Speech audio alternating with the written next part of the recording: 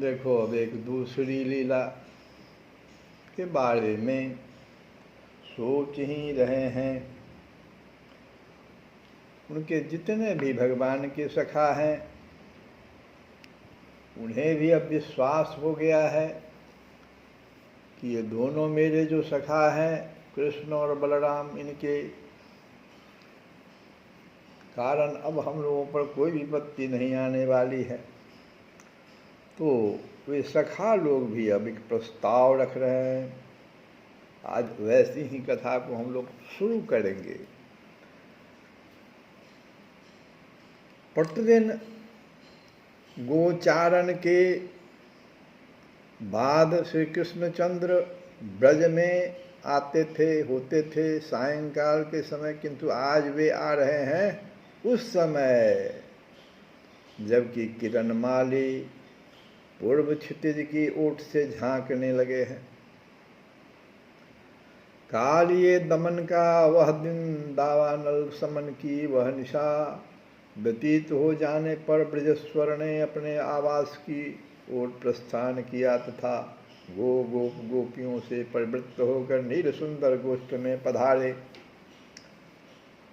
सुख कियो जमुन तट एक दिन रैनी बसी, प्रातः ही ब्रज गई गोप नारी, सूर प्रभु श्याम बलराम नंद धाम गए, मातु पितु घोष जननी सुखकारी, जगत ईश प्रभु शक्ति अनंता, जगत ईश प्रभु शक्ति अनंता, कृष्ण देव प्रभु श्री भगवंता। अरे जगत ईश प्रभु शक्ति अनंता, कृष्ण देव प्रभु श्री भगवंता, पुनि निज बंधु सहित जदुनाथा। अरे पुनि निज बंधु सहित जदुनाथा, प्रविशे अरे प्रविशे ब्रज हर्षित एक साथा। दोनों भाई साथ ही आज आए हैं ब्रज में। गोपी मुदित गान कल वाणी, असुनत गेह पहुँचे सुखदानी। एक बार यह प्रयास अवश्य किया गया कि गायें वन में ही रह जाएं। उनके संचारण का समय तो प्रायः हो ही चुका है, पर वे पशु भले ही वाणी के द्वारा अपने हृदय की भावना व्यक्त न कर सके, शरीर से तो किसी अंश में स्वतंत्र हैं ही। वश चलते वे श्री कृष्णचंद्र को छोड़कर वन में कैसे रह जाएंगे। गोप रक्षकों की यह चेष्टा सर्वथा व्यर्थ सिद्ध हुई। सबने स्पष्ट अनुभव कर लिया कि मनुष्यों की भांति ही ये पशु भी इस समय ब्रज में प्रवेश करते हुए श्री कृष्णचंद्र को छोड़कर वन में नहीं रह सकते। आज गोचरण स्थगित रहा। श्री कृष्णचंद्र की मनोहारिणी क्रीड़ाएं नंद प्रांगण में, नंद उद्यान में एवं ब्रज की बीथियों में ही हुई। वन में होने वाले विविध कौतुकों की एक झांकी पाकर पुर सुंदरियों ने अपने नेत्र शीतल किए और 8 पहर में ही अतीत दिवस की सारी घटनावली उनके स्मृति पथ से इतनी दूर चली गई मानो कुछ हुआ ही नहीं हो। सर्वत्र परमानंद की निराबिल धारा प्रसरित हो रही है और समय अवगाहन करते हुए ब्रजवासी अन्य सब कुछ भूल गए हैं। बस स्मरण क्या रह गया कि उन्हें केवल यशोदानंदन का स्मरण रह गया। बाकी सारी बातें जो कालिए दह की जो घटना थी वो सब भूल गए। सब सिर्फ स्मरण रह गया उन्हें केवल यशोदानंदन का। उन्हें देखते देखते ही न जाने कब अंशुमाली अस्तावचल में चले गए और कब रजनी भी आकर उषा का आलिंगन कर विदा हो गई, यह भी उन्होंने नहीं जाना। सभी का अनुभव है। हम तो सदा ब्रज में ही थे, ब्रज में ही हैं। नील सुंदर की दैनंदिनी क्रीड़ा भी वैसे ही एक रस चल रही है। और इस समय वह देखो वहाँ नंद प्रांगण में गोचारण के लिए बन जाने से पूर्व ब्रजेश्वरी अपने नीलमणि को कलेवा करा रही है। नीलमणि भी अन्यान्य खाद्य सामग्रियों को किंचन मात्र ओठों से स्पर्श कराकर अब केवल नवनीत का आस्वाद ले रहे हैं। कर किसलय पर जननी के द्वारा रखे हुए नवनीत ग्रास को मुख में भरकर वे पुनः अपना हस्त कमल सामने कर देते हैं एवं मैया पुनः उस पर ग्रास सजा देती है। हरि ब्रज जन के दुख बिसरावन,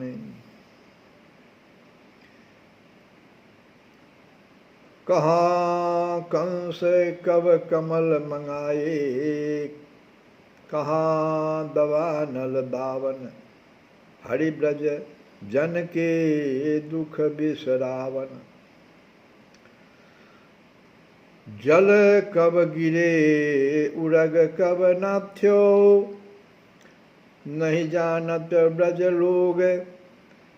कहाँ बसे एक दिवस रैन भरी, कबहि भयो यह सोग। यह जानत हम ऐसे ही ब्रज में वैसे ही करत बिहार। सूर श्याम जननी सो मांगत माखन बारंबार। इस प्रकार अब से ग्रीष्म के अवसान तक, ग्रीष्म ऋतु के अवसान तक, पुनः ग्रीष्म के आगमन तक एवं पावस की अवधि समाप्त प्राय होने तक श्री कृष्णचंद्र की क्रीड़ा निर्बाध चलती रही। ब्रज में वृंदा कानन में कहीं भी राक्षसों के द्वारा कोई उत्पात नहीं हुआ। हाँ, इसी वर्षा ऋतु के अंत में एक दिन जब मेघ पर्याप्त रूप से बरस चुके थे, विविध वन क्रीड़ाओं से श्रांत होकर श्री कृष्णचंद्र एक वृक्ष के नीचे विश्राम कर रहे थे। गायें समीप ही तृण चर रही थी। गोप शिशुओं ने अग्रज बलराम एवं नील सुंदर के समीप, गोप शिशुओं ने अग्रज बलराम एवं नील सुंदर के समीप एक नवीन प्रस्ताव को रख दिया। बलराम एवं श्याम के प्रधान सखा श्रीदाम, ये दोनों भाई के प्रधान सखा हैं श्रीदाम।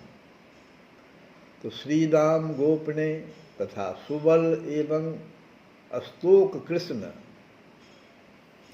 तीन हो गए, श्रीदाम, सुबल एवं अस्तोक कृष्ण आदि ने हंस हंसकर अतिशय प्रेम के सहित समीप आकर अपना मनोभाव बताया। श्रीदामा नाम गोपालो, राम के सवयो सखा। सुबल स्तोक कृष्णाद्या गोपा प्रेम ने दम ब्रुवन। श्रीरामा एक सखा सयानौ, सुबल आदि प्रिय अपर सुजानो। बोले बचन बिहसी सुख मानी, के पास सिंधु सो अति सन मानी। बहुत सुंदर प्रस्ताव तीनों ने रख लिया। बालकों के स्वर में अद्भुत उत्साह है, पूर्ण आशा भरी है कि उनकी वह योजना, उनके बलराम, उनका कन्नू दोनों के द्वारा स्वीकृत होकर ही रहेगी और ये अभिराम कहते चले जा रहे हैं, क्या करें। सुनो देखो कि भैया राम सुनो, कितना सुख तुम हम सबको देते हो, और ओह कितना बल है तुम्हारी इन भुजाओं में। तथा भैया हे श्री कृष्ण, तुम्हारा तो स्वभाव ही है दुष्टों का दमन करते रहना। इसीलिए आज एक बात बताता हूं, तुम दोनों सुन लो। देखो, यहाँ से कुछ ही दूर पर तालवन नामक एक सुविस्तृत वन है, और क्या कहें, उसमें न जाने ताल वृक्षों की कितनी पंक्तियां सुशोभित है। इतना ही नहीं, ताल के पके फल वहाँ गिरते ही रहते हैं। पहले से गिरे हुए भी अगणित फल वहाँ पड़े रहते हैं। किंतु यह सब होकर भी क्या हुआ, वहाँ तो एक अत्यंत हिंस्र स्वभाव का दैत्य रहता है। उस दैत्य का नाम धेनुक है। उसी दुष्ट ने संपूर्ण फलों पर ही अपना अधिकार जमा रखा है। बलराम भैया और प्राण सखा श्री कृष्ण सुनो, वह असुर देखने में कैसा है, तो गधे का रूप धारण किए रहता है। महाबलशाली है वह, और उसके साथ ही उसी के समान पराक्रमशाली उसके अन्य असंख्य भाई बंधु भी निवास करते हैं। हे हमारे शत्रुनाशक भैयाओं, मनुष्यों को तो मारकर वह खा जाता है। उस नर मांस भक्षी राक्षस के भय से मनुष्य पशु पक्षी सब ने ही उस वन को छोड़ दिया, कोई भी वहाँ नहीं जाता और ताल फलों का लाभ नहीं ले पाता।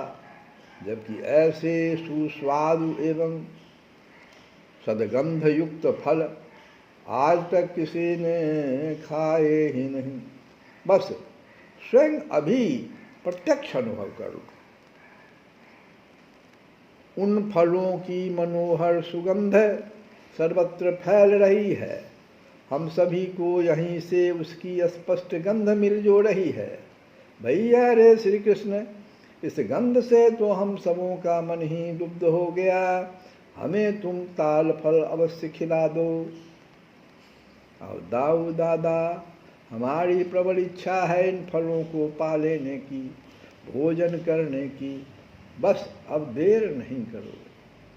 यदि हमारा प्रस्ताव तुम्हें रुचिकर लगे तो वहाँ अवश्य चलो दादा। ये प्रस्ताव जो है, दोनों भाई के बल को देखकर जो सखाओं में जो प्रमुख प्रधान सखा है, वो उन्होंने इस प्रस्ताव को रख दिया।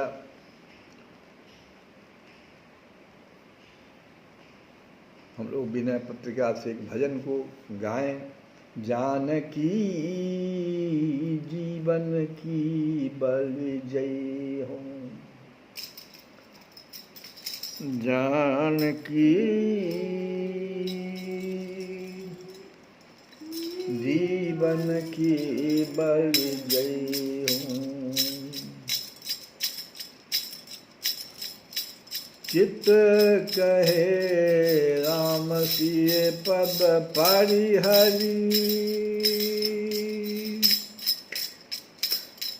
मेरा मन तो यही कहता है कि अब मैं श्री सीताराम जी के चरणों को छोड़कर, चित कहे राम सिए पद परिहरी, अब न कहूँ चली जई हो। जानकी जीवन की बल जई हो। मैं तो श्री जानकी जीवन रघुनाथ जी पर, जानकी जीवन क्या है, रघुनाथ जी है, तो श्री जानकी जीवन रघुनाथ जी पर अपने को न्यौछावर कर दूंगा। तुलसी बाबा कह रहे हैं। मैं तो श्री कृष्ण श्री जानकी जीवन रघुनाथ जी पर अपने को न्यौछावर कर दूंगा। मेरा मन यही कहता है कि अब मैं श्री सीताराम जी के चरणों को छोड़कर दूसरी जगह कहीं भी नहीं जाऊंगा। अब न कहूँ चली गई हूँ, अब न कहूँ चली। उपजी उड़ प्रतीत सपन हूँ, सुख प्रभु पद विमुख न पई हूँ। मन समेत या तन के बासिन, यह सिखावन दई हो, यह सिखावन। मेरे हृदय में ऐसा विश्वास उत्पन्न हो गया है। उपजी उड़ हृदय में, उपजी उड़ प्रतीत सपन हूँ, सुख प्रभु पद विमुख न पई हूँ। मेरे हृदय में ऐसा विश्वास उत्पन्न हो गया है कि अपने स्वामी श्री राम जी के चरणों से विमुख होकर मैं स्वप्न में भी कहीं सुख नहीं पा सकूंगा।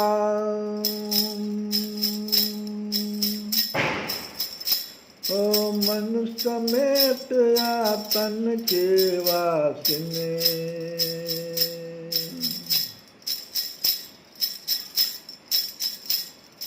इससे मैं मन को तथा इस शरीर में रहने वाले इंद्रियादि सभी को यही उपदेश दूंगा।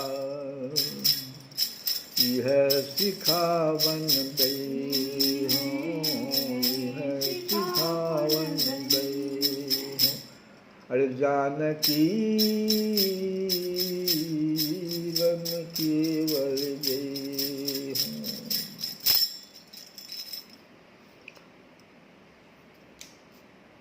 श्रवणनी और कथा नहीं सुनी हो, रचना और न गई हो। इंद्रियों के बारे में तुलसी बाबा कह रहे हैं कि श्रवणनी और कथा नहीं सुनी हो, रचना और न गई हो। और रोकी हो नयन बिलोकत और रोकी हो नयन बिलोकत और शीस ईस ही नहीं हो, शीस ईस ही नहीं। अब न कहूँ चढ़ गई हूँ, अब न कहूँ चढ़ गई हूँ। कानों से दूसरी बात नहीं सुनूंगा, श्रवणनी और कथा नहीं सुनी हो। अजीब से दूसरे की चर्चा नहीं करूंगा, रचना और न गई हो।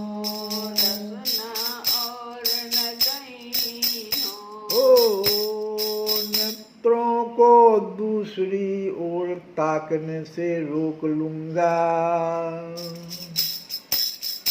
रोकी हो नयन बिलोकत और और यह मस्तक केवल भगवान को ही झुकाऊंगा। शीस ईस ही नहीं हो, शीस ईस ही नहीं। जानकी जीवन की बल गए हो, ना तो नेह नाथ सो करी सब, ना तो नेह भाई हो, ना तो नेह नाथ सो करी सब, ना तो नेह भाई हो। और प्रभु के साथ नाता और प्रेम करके दूसरे सबसे नाता और प्रेम तोड़ दूंगा, ना तो नेह बहई हो।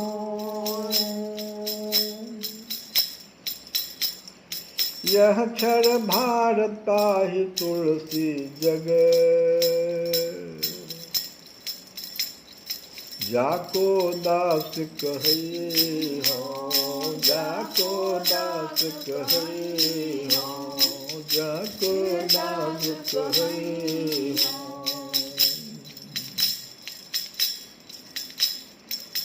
ओ चित कहे राम सिय पद परिहरे, अब न कहूँ चल गई हो, अब न कहूँ चल गई।